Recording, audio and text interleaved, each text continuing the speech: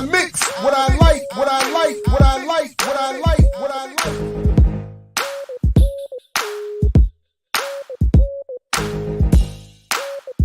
I mix what I like, what I like, what I like, what I like, what I like. Good morning. What's up, world? Welcome to another edition of I Mix What I Like Live. Again, I'm Jared Ball. Happy to be your host. Please make sure you're all signed up at imixwhatilike.org and following at I Mix What I Like for all your relevant social media, so you don't miss a whole bunch of stuff that's already begun and stuff that will be coming shortly. And there's a lot. Some of you may have already noticed some of the branding changes and whatnot. That's sort of part of the big announcement coming on the 17th. Commemorate, of course, Black History, Black Power, and Dr. Huey P. Newton's birthday. But as promised for some weeks now, we are slowly expanding. The channel here is going through some changes, some expansion, and so your support helps that project. I've continuously said your support of this show or this channel has never been about individuality. The I and I Mix What I Like is a reference to Steve Biko's I Write What I Like, so it's not I, it's more like the I believe the Rastas might say I and I, and we are growing. So anyway, so please do check that out. Like, share, subscribe, become a member to the channel, and help this project grow. Speaking of which, I want to thank some of the new members that have been joining the channel. We really do appreciate it. And your support is helping grow this project. So though I thought I had it in front of me, I want to pull this up right now just very quickly. Again, to quickly thank some of the folks who are signing up. We are growing pretty nicely. And again, the membership revenue is already paying dividends and helping expand the project, which we will announce more in full and in detail on the 17th. And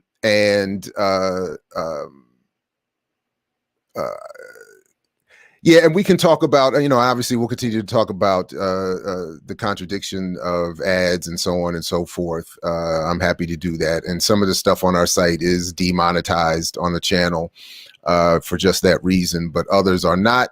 And we can happily talk about that. But again, the revenue generating is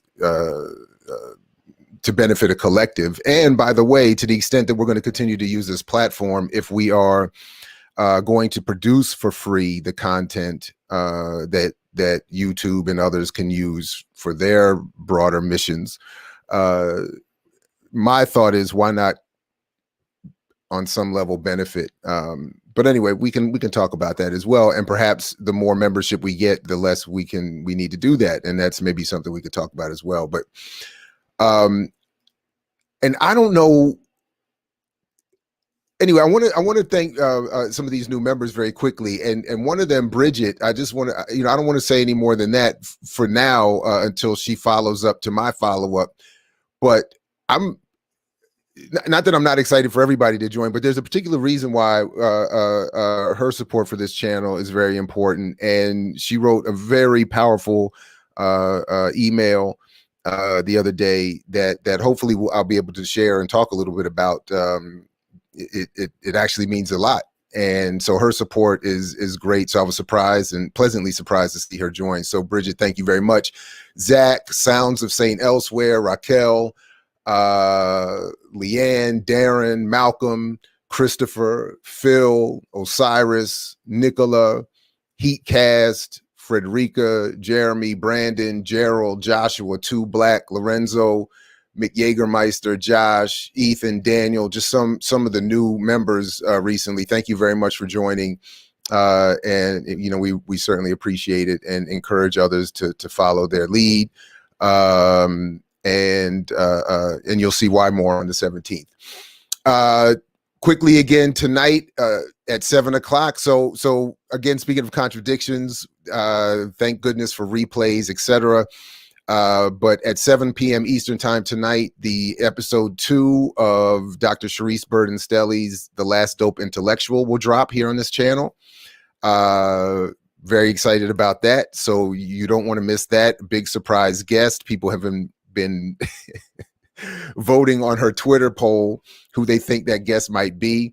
And you might just be surprised. So 7 o'clock Eastern tonight, check that episode out.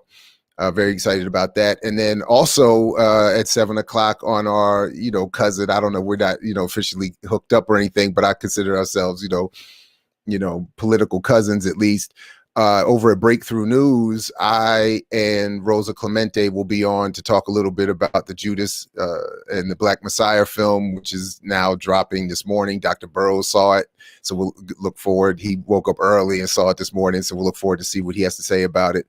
Of course, our review is up and discussion with Fred Jr. and Rosa is up as well, so you can check that if you haven't already, or check it again after you see the film and see what you think. So a lot going on. So anyway, please just be advised and support as much as you can.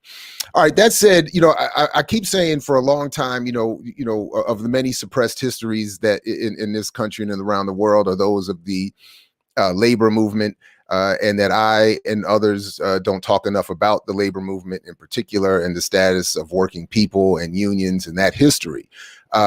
So I have some personal family connections to that history that I'm very, proud of and moved by, but even still don't do, nearly enough to cover what is going on in that world. So wanted to try to remedy that, and to I think a good extent we are about to do that with the interim press officer for the International Workers of the World, Andrew Miller. So Andrew, welcome to the program. Thank you again for joining us, and good morning.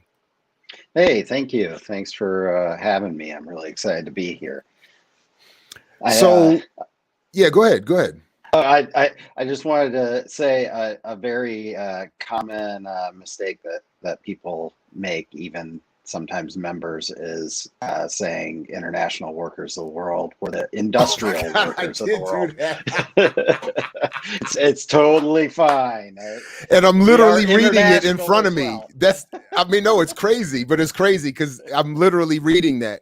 I have a particular whatever the mental block is. I do the same thing, unfortunately, with Marcus Garvey's UNIA, mixing up United and Universal all the time, and it's just a real error. It's a problem, and I'm literally looking at the word in front of my face, industrial workers of the world, and I still said international. So I don't know what that particular I don't know what that diagnosis really is, but anyway, I apologize for that. Thank you for the clarity. Industrial workers of the world.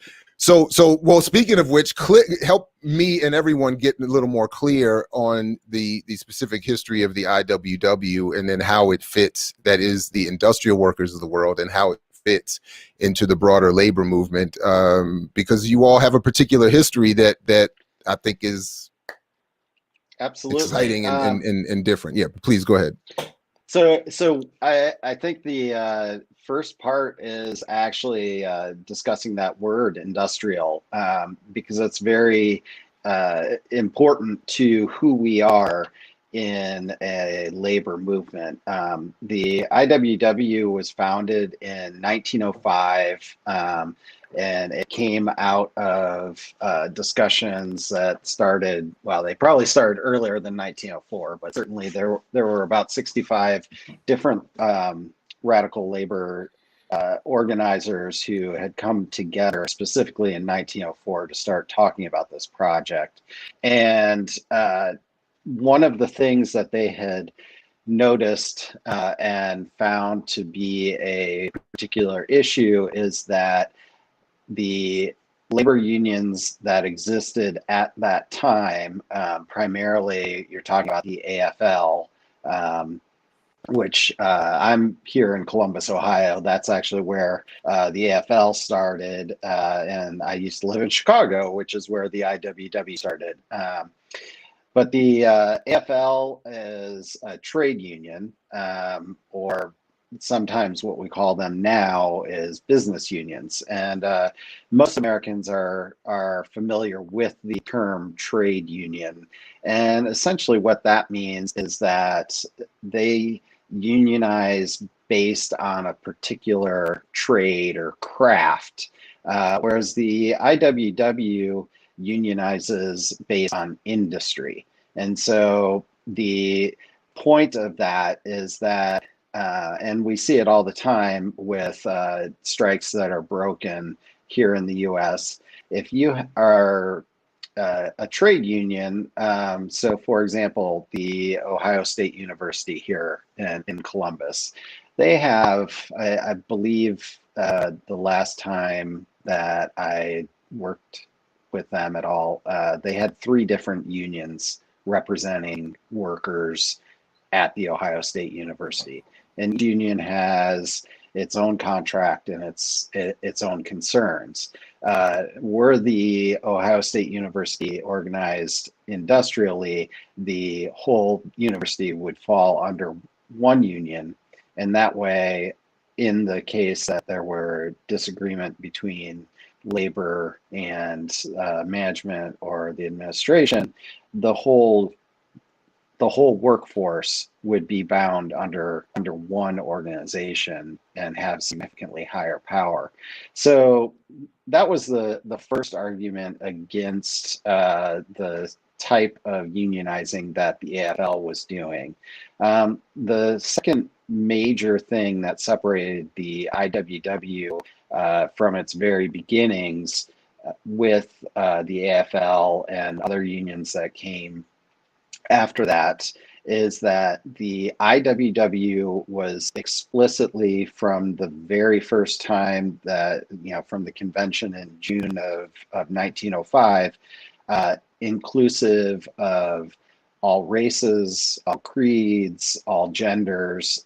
Some of the founding members included Lucy Parsons, who was a Black anarchist, who her husband, Albert, was one of the Haymarket martyrs who was murdered by the state after being blamed for a bombing that killed some police officers. Joe Hill is often a name that folks are familiar with in regard to the IWW's history. Joe Hill was a Swedish immigrant, and so he wouldn't have been allowed to join the AFL because the AFL was very protectionist. They wanted to unionize white male workers. That was it. And in those early days, some of the biggest wins for the IWW, including over AFL-based unions, were carried out by people like Ben Fletcher, who organized across the Eastern Seaboard, primarily known for the Local 8 Longshoremen's Industrial Union. And he, I mean, obviously not single-handedly, but he was an amazing orator, an African-American, who he tied up basically all of Philadelphia and managed to work with Baltimore and New York and Boston to help maintain that stronghold of IWW labor in Philadelphia, because one of the, a secondary issue of organizing individual trades is that it gives bosses the opportunity to shift where the labor happens. And so one of the issues that was preventing labor from taking a real foothold on the docks in like Philadelphia or in Maryland is that if labor tried to stand up in one place, the shipping companies would just push their ships to another one of the docks. So those were those were two main factors in why the founders of the IWW felt like there was a need for a different type of unionism. The third real, truly main difference between the IWW and AFL and trade-based unions is that the IWW believes in solidarity and direct action. You will hear from any union worth their salt that they talk about solidarity of the workforce is, what gets things done, and that's absolutely true. However, the IWW doesn't utilize administrative structures. I mean, it is an anarcho-syndicalist based foundation wherein all of the workers who are members of the IWW at a particular industrial union branch are equal and have decision-making power. And most of the organizing that happens under IWW shops is on the shop floor. So if you have a problem that management is inflicting some sort of wrong or injustice against you or against several workers, the point is not to then turn to a contract and see, okay, how do we file a grievance and so on and so forth. It is to get your fellow workers together and go directly physically into the boss's office and say, we're not going to keep working until you take care of this. So those are, I can certainly go much deeper into a lot of history, but that's sort of the basis of the difference. Well, I appreciate that. And well, now I want to ask you more about the anarchism piece too, because frankly, that's been coming up more for me lately, and I'm woefully ignorant, frankly, on that whole history and movement. But I also had wanted to ask you specifically about the role or the relationship of the IWW to anti-capitalist or socialist politics, because if I'm not mistaken, that's also part of these differences, so to speak. Yeah, absolutely. So the AFL was formed right at the end of the 1800s, and it came out of the Knights of Labor, and essentially there was a situation wherein you had Reconstruction, which was then, essentially done away with and brought about Jim Crow. And a lot of the early labor unions that essentially had a foundation of Jim Crow existed within the capitalist system, acknowledging that the capitalist system was okay in their mind, because it afforded white supremacy. It allowed for there to be this structure to remain in place that kept white males in charge, and thus the reason why those unions were exclusionary to women and to immigrants and to people of color.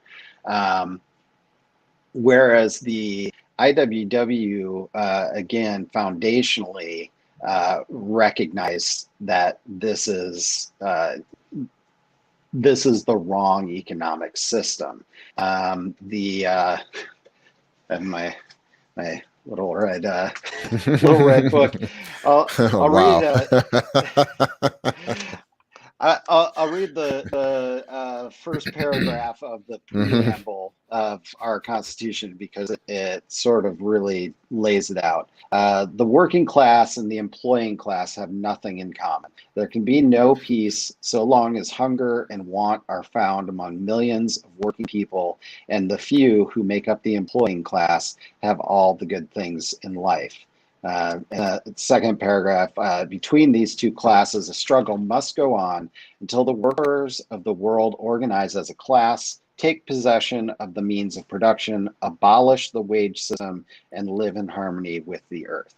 This is, this was written back in 1905 and sounds like the sort of thing that, activists are shouting about today.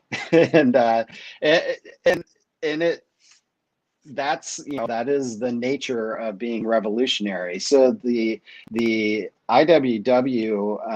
the founding was right at the crux of all of these different Marxist tendencies sort of bearing fruit, including anarchism and communism and socialism. Um, you know, I'm sure you're well aware that if you set two or a dozen true leftists in a room, you'll never come to consensus on anything because we all have our specific takes on things, and to that point, the IWW, I mean, to this day, we are fiercely democratic, and what most people think of when they hear anarchist is they think of unruly, and there's truth to that, but they think of it as unruly in terms of, I'm throwing bombs and breaking windows and so on and so forth. The reality is that anarchism is unruly in that it is absolute democracy. Everyone is equal. Everyone has a say. And because of that, the IWW is constantly struggling to understand itself, because its membership has a say in everything that happens, and can directly challenge anything that happens. So, for instance, early on in the IWW's history, Eugene Debs was one of the founders of the IWW, who went on to have, obviously he was not elected president, but he had the most successful run for president of anyone running as a socialist. There were several members of the IWW that were involved in the founding of the Communist Party in the United States. And there were several who were, such as Lucy Parsons, who were very much anarchists and very upset about any connections to the Communist Party. All of that is to say that early on in the IWW history, it was adopted that the IWW will not participate in electoral politics. There are a lot of examples where folks who have been or are IWW members will get involved in politics individually, but the IWW has never endorsed a candidate, nor will it ever, because going back to the anarchism and the direct action, IWW doesn't see political parties and politicians as direct action. They don't see it as a route to abolishing the wage system or bringing about equality. Okay, very, very good. So before I'm already seeing some great comments and questions in the chat that I want to get to, because some of them specifically are my own, but I don't want to go too far before we talk a little bit about where you all are now and what you all are doing. I want to make sure we discuss some of what is happening right now. You all are supporting a number of campaigns, and just reviewing your website a little bit in preparation for today. I was just thinking again how little of what you all are involved in I'm hearing about anywhere, including in what are supposed to be alternative media spaces, which I almost exclusively support. I mean, I'm almost, entirely quote unquote off the grid as it comes to news. But I still don't see a lot of discussion. So could you talk a little bit about what you all are working on now, some campaigns and maybe some issues you would like more support for or more attention paid to? Yeah, absolutely. We are thankfully gaining a lot of new membership over these past 2 years, and I think that is in no small part to a lot of changing opinions and outlooks of people about both labor as well as about different types of economies other than capitalism. One of the issues that we have faced in regard to not being as front and center as we were up through the 1940s is that with a lot of labor law, our numbers were decimated, and that was that was done very intentionally by the government because they would prefer to deal with labor unions that are willing to not strike and willing to sign contracts that bind them and whatnot. That being said, the IWW itself, at this point, I believe we're somewhere around 9,000 members here in North America.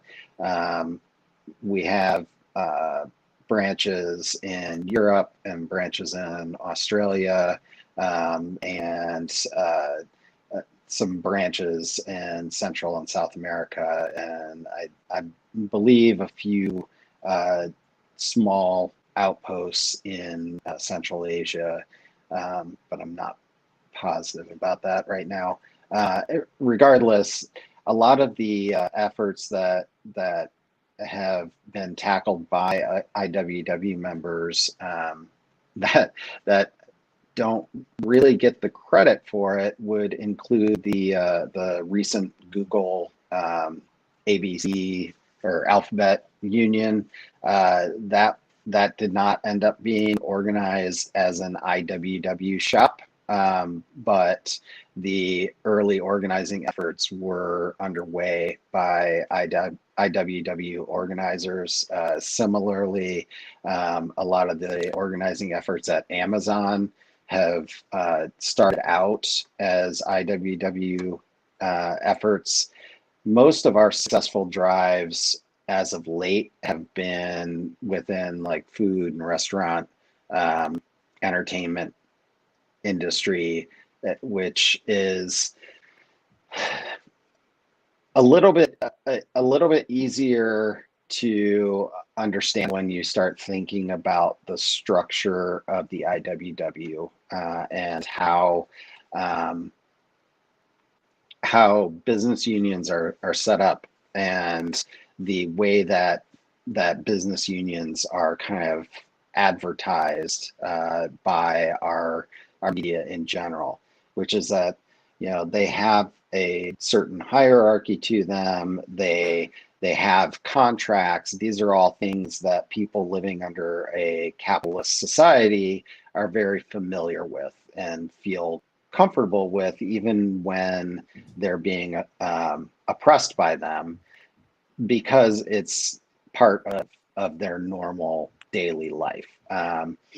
The fact that the IWW requires workers to handle their grievances directly with management can be an uncomfortable thing for some people. I know that I'm currently involved in an organizing effort that I feel has a strong possibility of being successful. It would include about 600 workers. But one of the issues that we run into while doing organizing is having some of our fellow workers that we're talking to and engaging immediately bringing up, so when do we get a contract? And the IWW didn't even allow its branches to sign contracts until 1938, and that's still a somewhat controversial thing. There is definitely still wobblies who don't believe that IWW branches should hold contracts with bosses. But hold on, just one real quick. Break that down for a second, because two quick parts. One, this whole process of IWW members starting some sort of organization effort in some industry or area, and that effort being, for lack of a better phrase, taken over by another union. Right. It's called union raiding. Okay. All right. And then why wouldn't the goal be a written contract with management that would assure certain guarantees for labor? So those two points, if you would. Yeah. Yeah. So the first one is it is a little bit easy in that if you're going to start a union at your workplace, it requires a significant amount of effort, and that effort has to be done in secret. And the reason is that as soon as the bosses find out, they will hire a union busting firm. And if at some point you want to, we can get into a recent example of this that I have. But right now, you could tell us right now if you could work it into this story. I mean, because this is you're anyway. Sorry. Yeah. Go ahead. Yeah. So let me touch on these 2 points real quick, and then I'll give you this example. So the first part is that it's very difficult for workers to establish a union, and most of the business unions won't even try to establish a union at a workplace until it's until it's to the point that they feel there's a very strong possibility of victory. Whereas the IWW, because we aren't reliant on there being a contract that deducts wages for union dues and so on and so forth. We don't. Our goal is to organize workers, and if that results in organizing an entire industrial branch, all the better. But if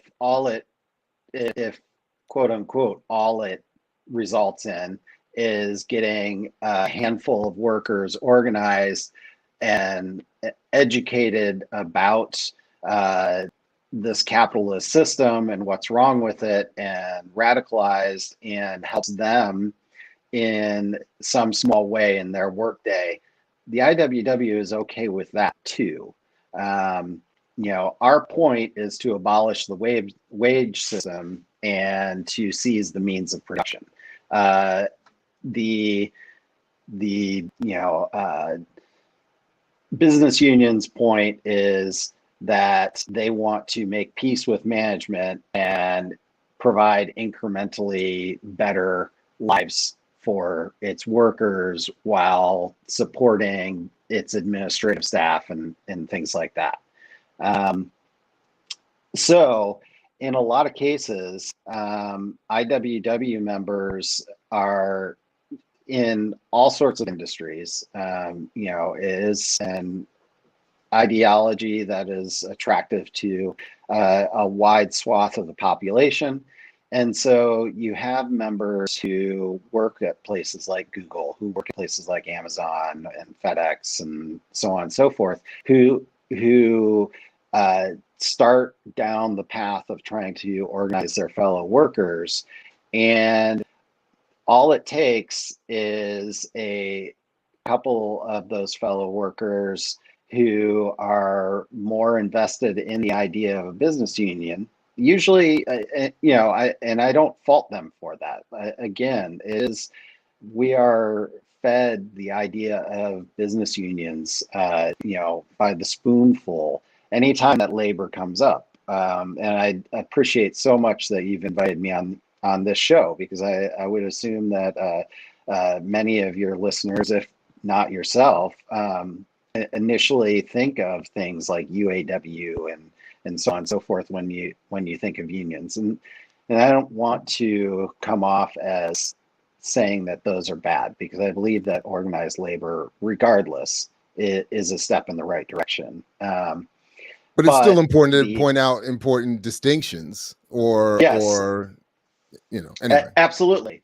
So you end up with these industries where IWW workers will begin the organizing process, and one or more of those workers being organized, if they weren't inoculated well enough against business unions and in favor of the IWW, then they will reach out to business unions. And just like you don't want the bosses to find out you're organizing, for reasons I'll provide examples for, other business unions finding out that you're organizing can be equally detrimental, because they will see what work you've done. And if it feels like the work that you've done is on the road to larger success, they will start making the phone calls and so on and so forth, and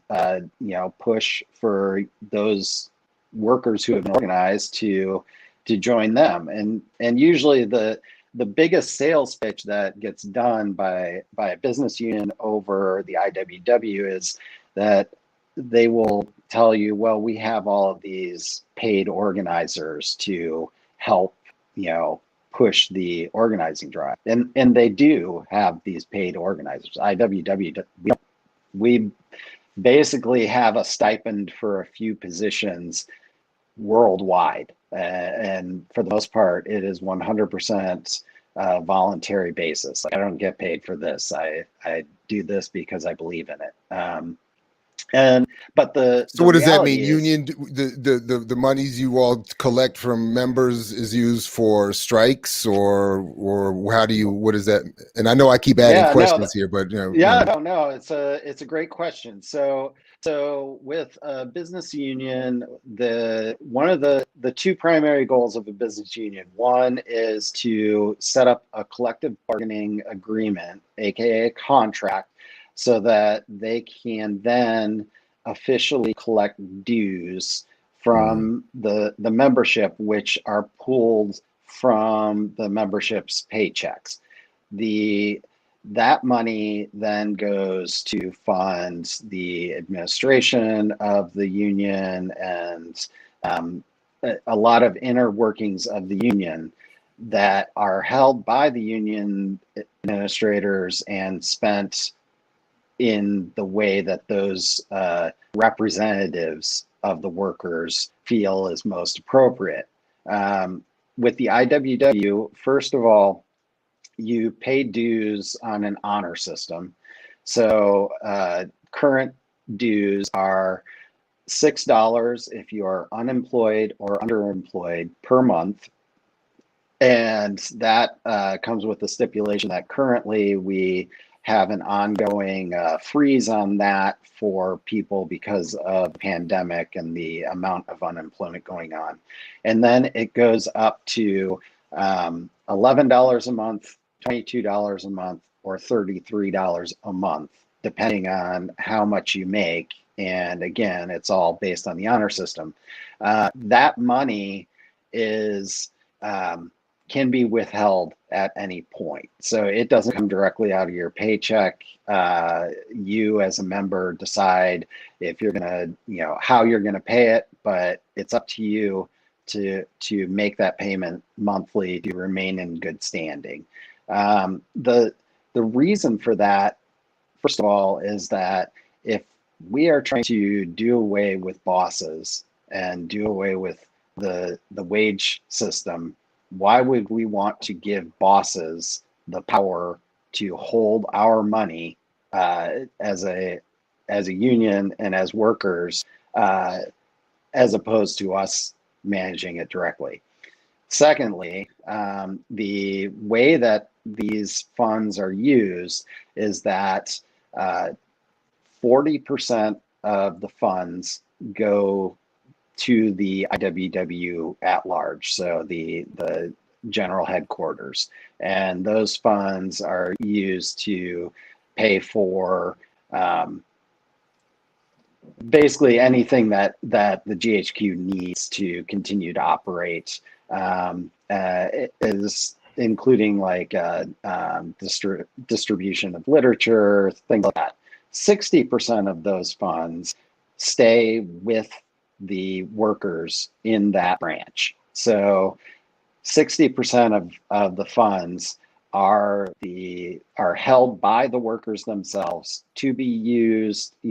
Obviously there are some legal, you can't use it for just anything. There are legal requirements, but to be used as those workers see fit. So that can be part of a strike fund, that can be further outreach. One of the things right now under the pandemic that branches are investing in is things like Zoom accounts or whatever, ways to allow the membership to function, even though a lot of the members are spread out. So you have, again, it's about that democratic control of your own workplace. And so the resistance to contracts is also based in not turning over control of further control over wages and union dues to the bosses, and then also not turning over all the power over what the union will ultimately be able to do to improve its standing. Right. Correct. So unions literally sign contracts that say they won't strike. Yes. Which seems to me the biggest. That's why would that I thought that was always the number one, quote unquote nuclear option that was supposed to be for working people. So if you go back just a couple years to the West Virginia teachers strike, that strike was nearly what's called a Wildcat Strike.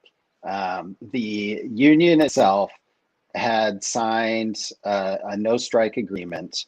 And so when they do that, the administrators of the union president, and so on and so forth, is bound by law that their members are not allowed to strike. If their members strike, then the union leadership can be punished the same as the members. So what ends up happening is when situations get so bad that the union membership is no longer, they don't care what's going to happen to them, and they decide that they're going to strike regardless of the union leadership. That's called a Wildcat Strike. And basically at that point, the problem for the union becomes, for the union leadership becomes that if they don't find a way to broker a deal, then they're most likely going to get kicked out because, like in that case, the teachers were to the point where, fine, arrest me. And if you're willing to go to jail for something, you're probably willing to vote out your union leadership and whatnot. So they either end up in that, or they end up in a position where they have to be willing to go to jail. And in a lot of cases, a lot of business unions have leadership who have been around for a long time, and they might have more in common with management than they do with the workers at that point, and they really don't want to go to jail for these workers. So the West Virginia teacher strike, ultimately what happened was that the union leadership did end up giving in to the teachers. So it didn't officially become a Wildcat Strike, because it did end up being sanctioned by the union itself. But so I am a member of a business union as well. I'm what's called a dual card holder. The IWW is my sole, but I work for the state of Ohio, and there is a business union that I fall under there. And we do have some questions about dual cardism too, if you want to expand on that a little bit also. Yeah, absolutely. Sorry. So no. So the IWW has recognized all the way back to the very foundation. One of the founders, William Big Bill Haywood, who is pretty well known in labor circles. He was originally a Western Mining Federation, I think was the name of the union. And he was one of the people that started the IWW. And so for the first couple of years, he was a dual card holder. Basically what it means is that the IWW recognizes that this is a larger struggle. And so if you happen to be employed somewhere that already has a union, and it's important for you to join that union and support that effort, but that doesn't mean that it should exclude you from being able to be part of the IWW and its mission. So under my current union, we're in contract talks, and our current contract ends June 30th, and the negotiation team, the bargaining team, they are working to try and come to some agreement on several things that are contentious right now with the management. And what happens is that because of the way that the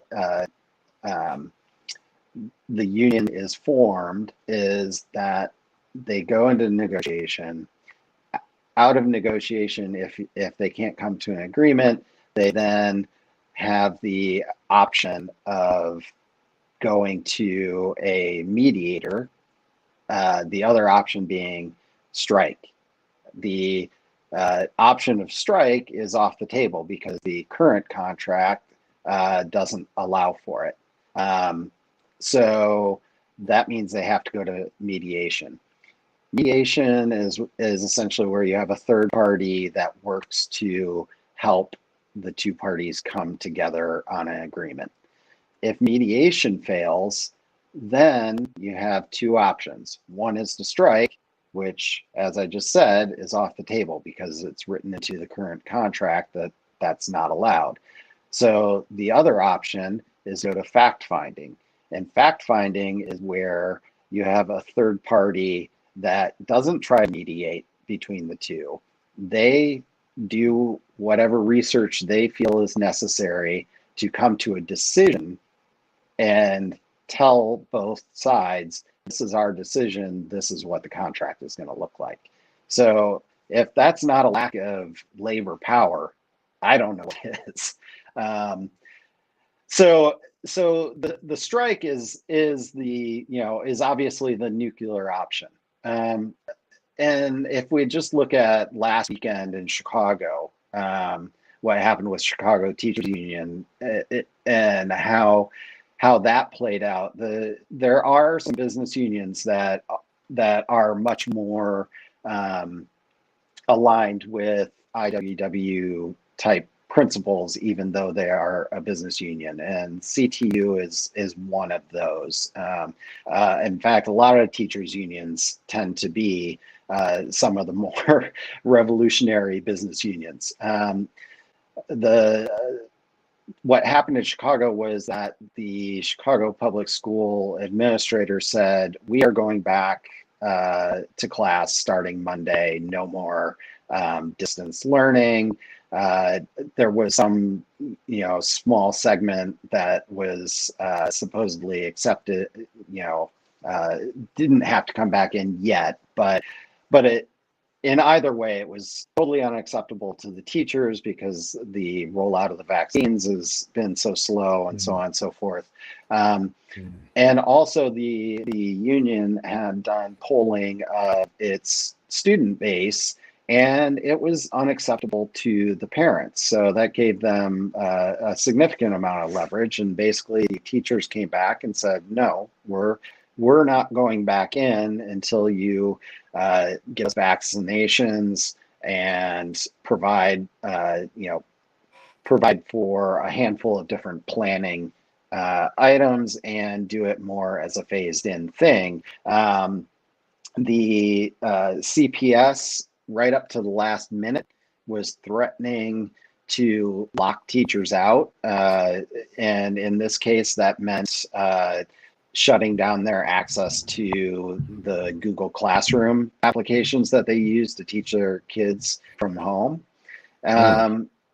But I think that, ultimately what happened is that CPS has learned over the past 10 years or so that the Chicago teachers are not messing around and that they will strike. The teachers made it clear that if the public schools were willing to lock out any of their teachers, they may as well lock them all out because none of the teachers would show up. And so at the last minute, I want to say I saw something come through about 5 o'clock Eastern on Sunday night. CPS caved and the teachers won. So, the idea that giving up the ability to strike, or even just the ability to threaten a strike, is worth anything that bosses say is just unconscionable to the IWW and the way it operates. And secondarily to that is goes directly back to direct action on the shop floor.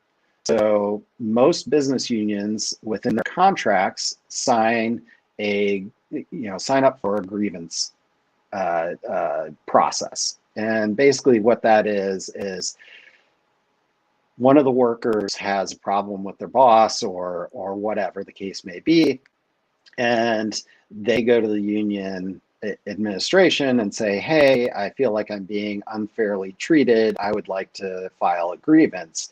And then the union looks at that and they say, well, maybe we agree with you, so we'll file a grievance and have a meeting with management. Or maybe they say, I don't know, this seems kind of petty and we're in the middle of contract negotiations, so maybe, we'll deal with this some other time.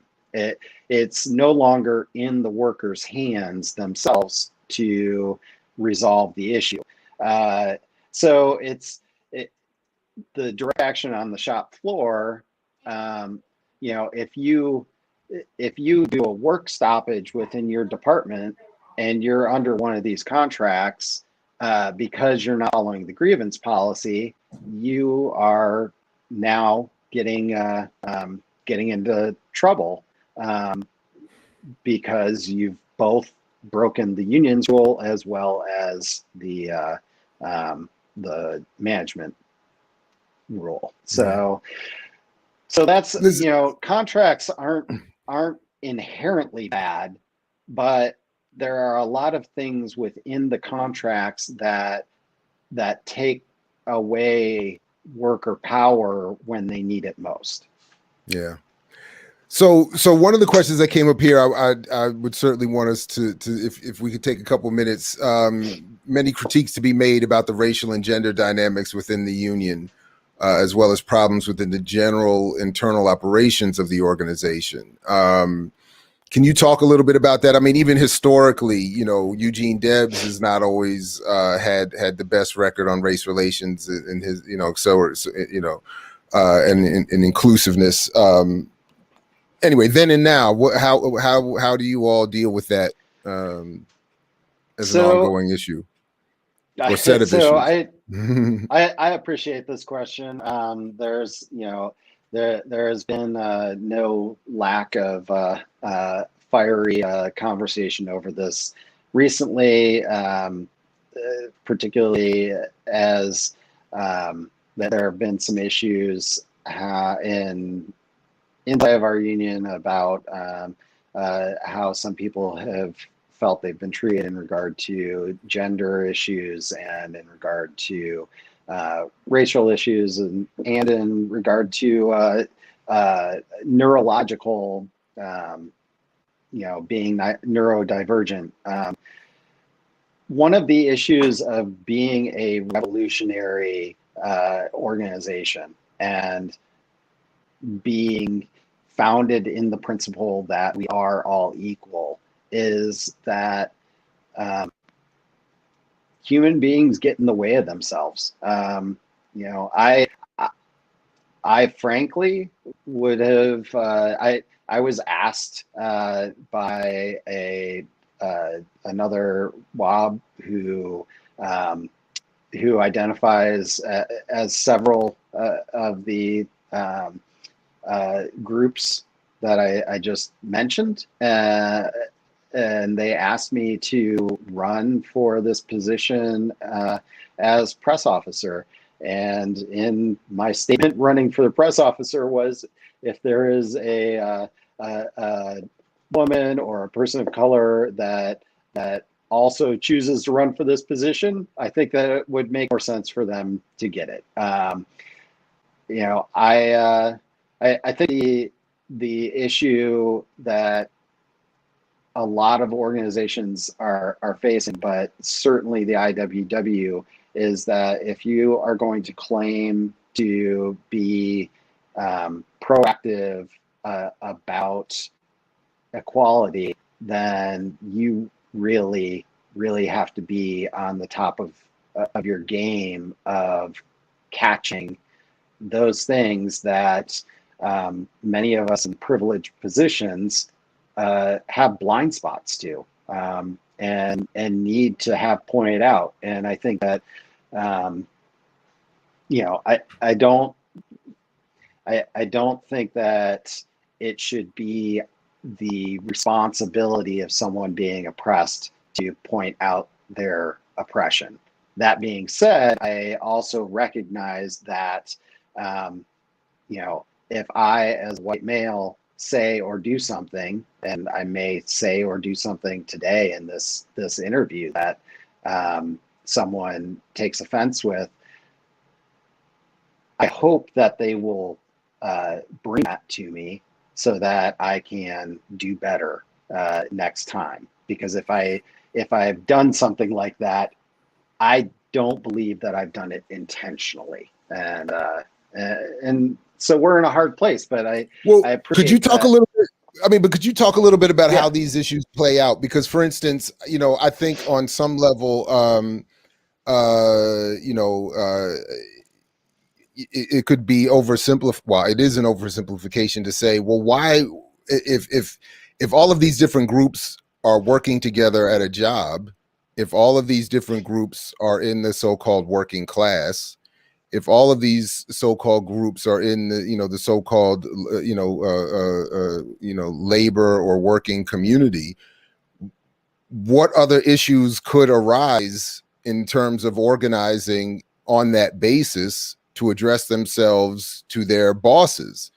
So could you talk a little bit about the ways, I'm obviously not asking you to speak for any of these, people, but I mean, to a certain extent you are as the press officer of the organization, but I mean, but how do you all see these issues playing out? Like what are the particular grievances that are being waged or being debated?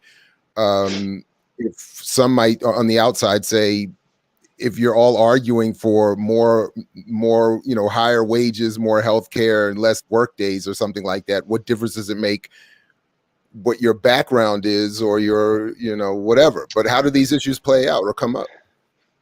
So, I think that it's the ongoing struggle of bringing class together with with all of these other intersections. I think maybe that was Audre Lorde that first started talking about intersectionality. Back when the IWW was first founded and Ben Fletcher joined up and started organizing the Longshoremen, one of the issues that he faced was that he was up against some workers who were very racist, even though he was trying to organize them into the IWW. He also dealt with a lot of other Black workers, particularly those that were coming up from the South, trying to escape Jim Crow, who were taking on jobs as scabs, not really fully understanding that fact, and basically doing it because, what do they care about the white man, which, was very fair. So, I mean, and Ben Fletcher would always talk about it as, this is a class issue, and that's how he'd approach it. And I am by no means going to question someone, a Black man living in America, who is taking a radical stance today, much less back in 1911.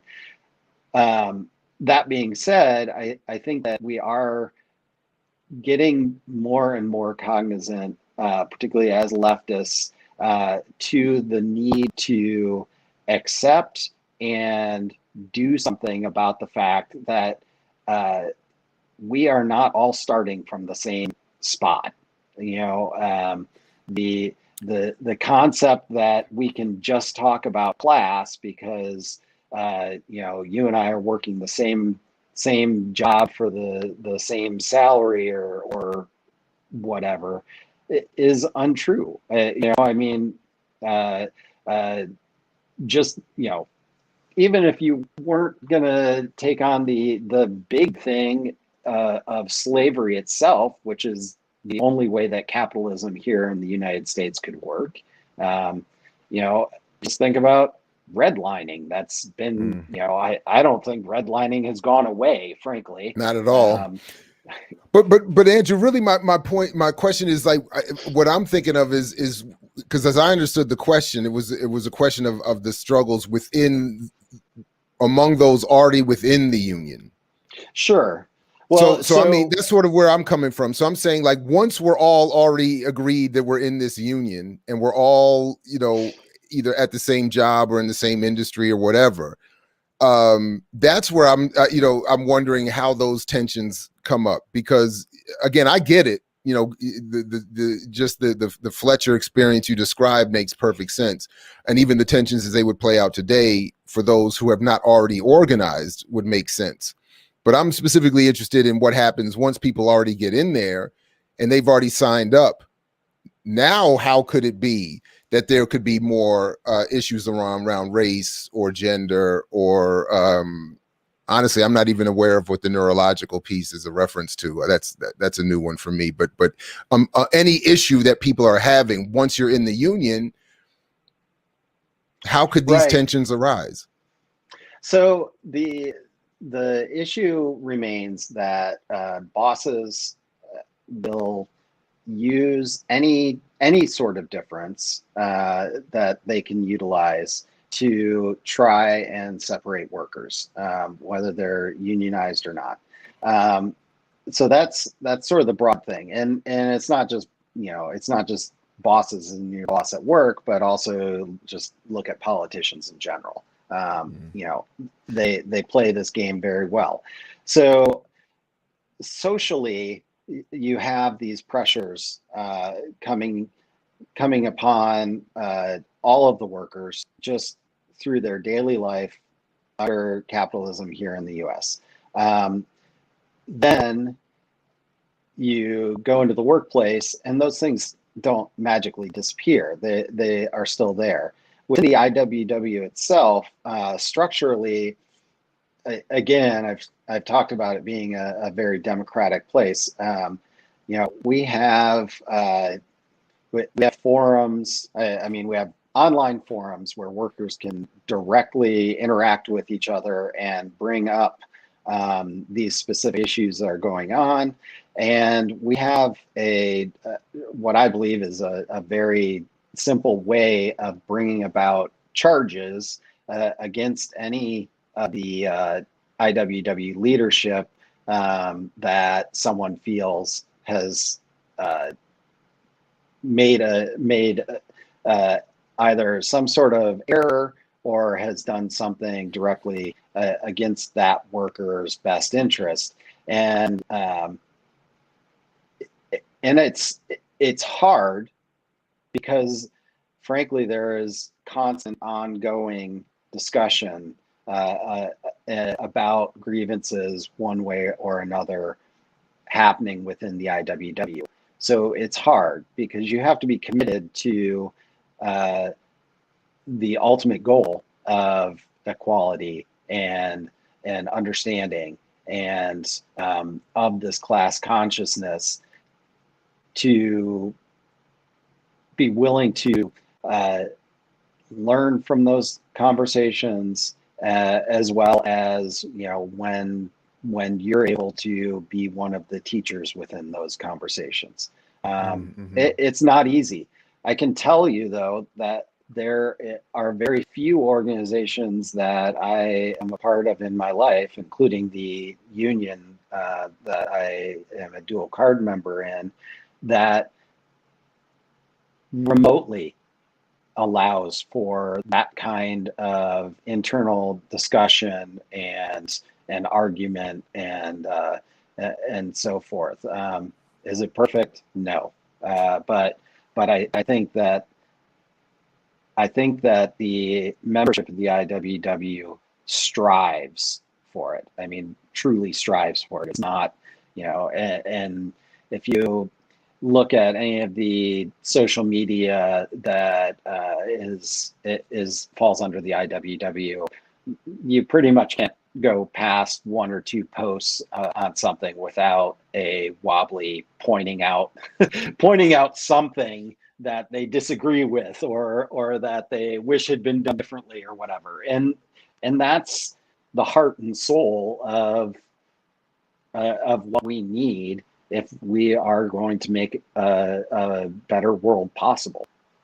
By the way, what is the origin of the term wobbly? I didn't even see that on Wikipedia. Yeah, no, it is a question. Nobody knows for sure. There are a few different ideas. One of which was that the workers would get drunk and wobble home, or so my preference, I always hoped it was that because wobblies were the ones that were most likely to punch a boss in the face and make them wobble. That's now, I don't know if that's just my personal, I don't want to impose that on anybody. I'm certainly not a member, but I just wanted to, that was always, whenever I hear that, that's because the easy one is the drunk one. Right, And but that's sort right, of that paints that, that's sort of, a negative characterization of working people, who right. often might have the most cause to have a drink. But Oh yeah. but still, I prefer my version, that they're most likely to I like your wobble, version. anyway. We have crossed the hour. And I've exhausted my run of questions. But I wanted to just quickly, if you have a moment, go through some of these to make sure I didn't miss any good comments or questions in the chat. And if you are out there, I appreciate you. Please restate it if I haven't. If I've missed your question, if we never got to it. By the way, what is sort of the overall state as you see it of the labor movement today? If I'm not mistaken, U.S. workers are only organized in unions at around 8 to 10% of working people. Is that about right?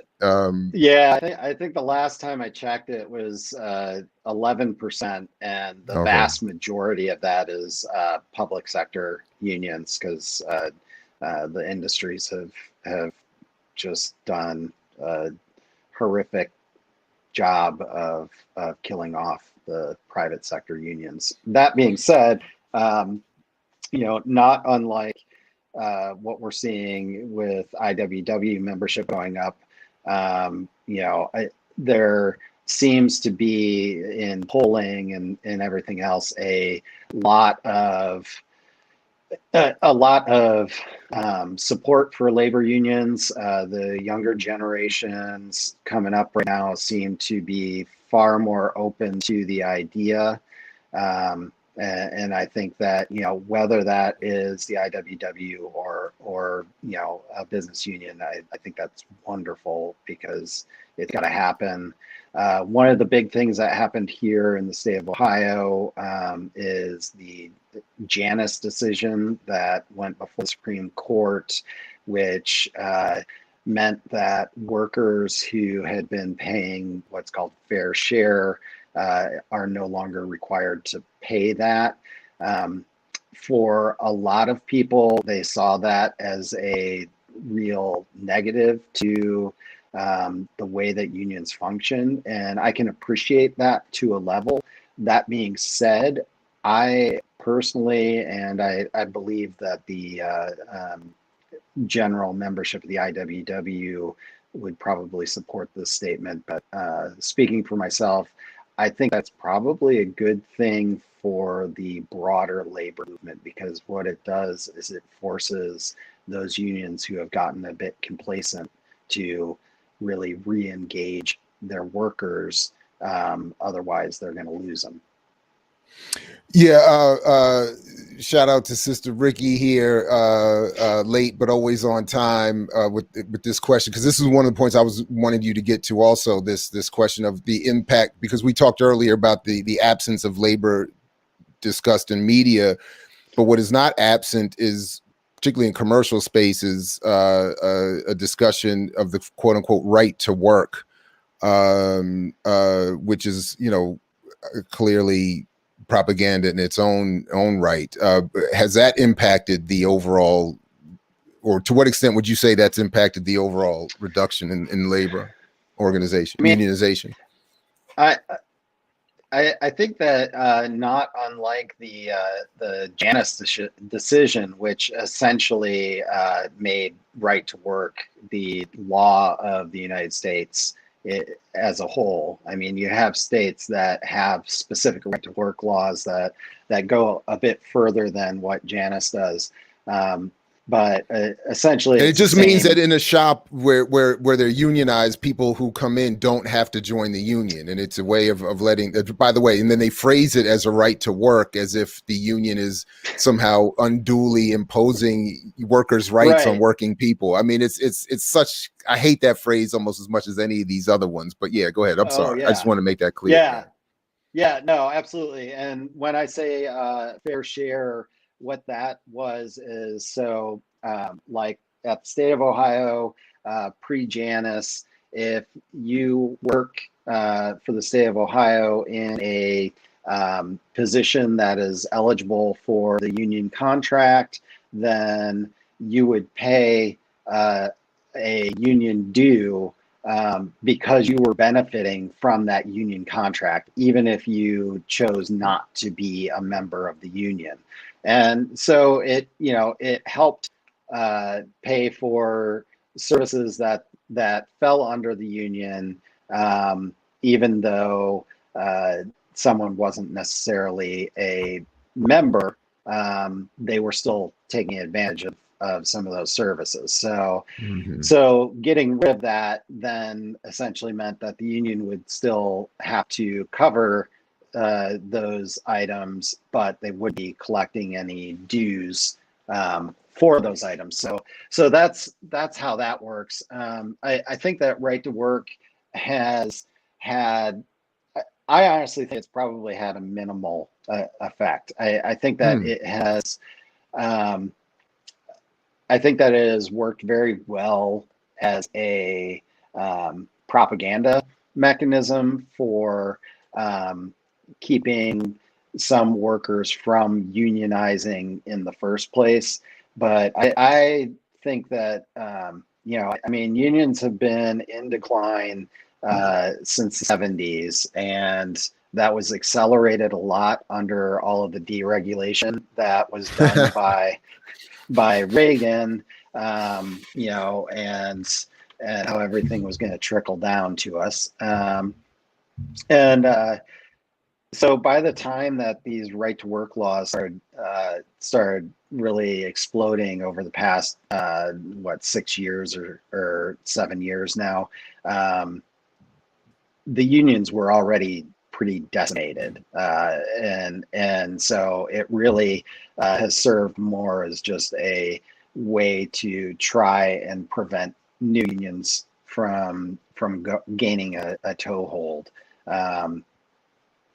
And again, my hope is that because of the way that these laws function, my hope is that they're waking union organizing up to realizing that it needs to make sure that it's being very responsive to the workers and the community that it's taking place in, as opposed to just relying on the base they already have. All right, right on. Well, listen, Andrew, I appreciate your time. Is there anything that I didn't invite you to cover you want to make sure we touch on before we wrap up? But otherwise, I thank you very much for doing this. I've certainly enjoyed it and learned a lot. But yeah. Yeah, this has been a wonderful conversation. I would like to give sort of one call out. I believe tomorrow would be the 1 year anniversary of union drive at No Evil Foods failing. And I bring it up because it's very near and dear to my heart, as management at No Evil Foods did everything by the playbook of union busting, even though they utilize the Zapatista name as part of their branding, which the Zapatistas didn't like, and they have gone so far as to try. Well, I mean, they succeeded for about a month to get my website taken down off the internet, along with many others. But wait a minute. No Evil Foods. Hold up, because man, I'm behind on a lot of things. I went vegan a couple of years ago, and so this was one of the brands that has popped up. I have admittedly clearly not done my homework, so I don't even know about this story. So you're saying that so No Evil Foods not only is not unionized, but they block unionization, and even worse, I haven't been to their website until just now. They are all over the language. They even call it Comrade Cluck. Oh yeah, for a no chicken. I mean, they got Comrade in there, and what was the other one I just saw? You made the point about the Zapatistas. Yeah. I mean, protein for all, which, sounds could, El Capitan, the pardon. Wow. So I'm sorry. So yeah, forgive me for that. So you're saying, so quickly, you're saying that they blocked an effort to unionize. They're currently a non-union shop, and this plant-based, alternative company is doing some of the same old nonsense. They are the classic example of a capitalist playing off of leftist imagery and whatnot to sell a product. And Bill Gates isn't behind this group, because I know he got into this whole thing too, right? Is he behind them too? No, I'm blanking on who the investment group is that bought into them and turned it all upside down. But just really, really bad business. I mean, you wouldn't recognize it from looking at their website. You would think that they're the greatest thing to hit the streets, but they have done some pretty horrible things. They lost their NLRB cases that were filed by the workers who were fired for trying to organize. And if you're interested in more history about that, you can check out my website, andrew-miller.com. And I have I'll add a link to the description. There's a handful of articles I wrote about it over the past year, including about how they took my website offline using a fake DMCA takedown. You can learn a lot about the tactics that are utilized by union busters by listening to some of the audio that I've included out there, and still in touch with several of the workers from there, and they have unfortunately had to move on, but they are still fighting the good fight. So. Wow. Okay. Yeah. Anyway, that sucks, man. Yeah. It is particularly galling when people wrap themselves in something like, and it's one thing to be McDonald's, you know what I'm saying? It's another thing to claim you're being something else and then act like McDonald's. But anyway, well, listen, Andrew Miller, I appreciate your time, and definitely, circle back again at some point to talk more, because there's obviously much more of this history and these politics that we haven't gotten to. But I really appreciate you joining us to talk a little bit about this work. Thank you. Hey, no, thank you so much, and solidarity to you and all your listeners. All right, right on. All right, well, take good care, man. Peace to you. We'll catch you next time, and we'll definitely put a link to your work in the description here. But thank you very much for joining us. Take care. All right. Okay, everybody. Listen, yeah, that was deep right there at the end. That kind of hurt my heart a little bit about, I have been just learning a little bit more about the vegan, the Bill Gates and them taking over the whole vegan world. Yeah, definitely. Thank you, Ricky, for coming, and adding that perfect question right on time. And thanks to all of you. Please, again, just quickly, 7:00 Eastern tonight is the airing of episode 2 of The Last Dope Intellectual, featuring Dr. Sharice Burden-Stelly. We have a lot more coming up, announcements coming. You see the slow rolling out already, but the big announcement will come on the 17th for Dr. Huey P. Newton's birthday. So please do consider joining. We want, if you want that faster media rhythm, let's, add to the BPM. And if, and if you can also check out our, again, the competing, contradictory, whatever, we're all, but 7:00 is Last Dope Intellectual airing. Shortly thereafter, or in that same time period, I and Rosa Clemente, and I think Sean Blackman now, I didn't even know that until I saw it in the chat, but I think several of us are going to be over with our brothers and sisters at Breakthrough News, talking about the Fred Hampton film. And then I think Rosa and I are going to go on her IG and talk more about it. But so anyway, replays or live, check out everything that's going on here and elsewhere and support as much of it as you can. And as always, as Fred Hampton used to say, to you, I say peace if you're willing to fight for it. So peace, everybody, and we'll catch you next time here at I Mix What I Like Live. I mix what I like, what I like, what I like, what I like, what I like.